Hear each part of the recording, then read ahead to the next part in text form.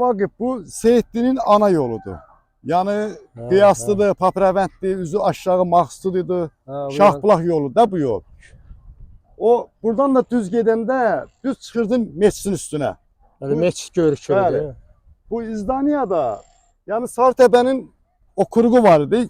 Bir yol gedirdi bazara tərəf, bir yolda meçidə tərəf gedirdi, bir yolda sağa qaydırdı. Əhmədabara tərəf. Yadına düşdü bu şey Sarhazla tərəfə sağ ol. gedirdi. Ay sağ ol.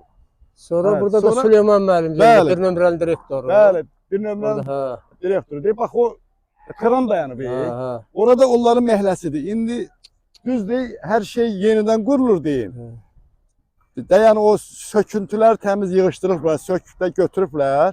Hər şey yeni məhəllədən başlayır.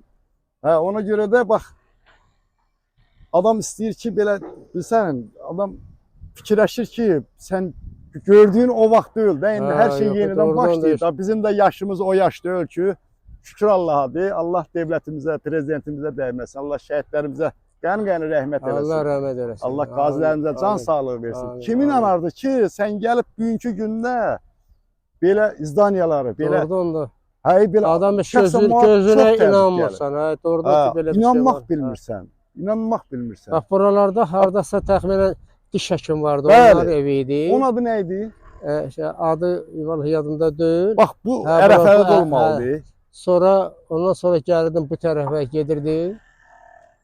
O ekskavatordakı iş görür, orada sizə çönək yoldur. İndi sağlıq olsun, indi aparaturumuz da götürüb oraya gedəcək, orada da çəkiliş aparacaq. Ondan da biraz ayna getsəm, mənim ata yurdumdur, öz yurdumdur. İndi o tərəfdə yenə o şey Sarhaziliyə gedən yoluydu. Orada, o tərəfdə. Bu nədir? Vallahi türkülər. Deyəsən, canavar yığın qalpasıdır. O lazımdır. Nədir?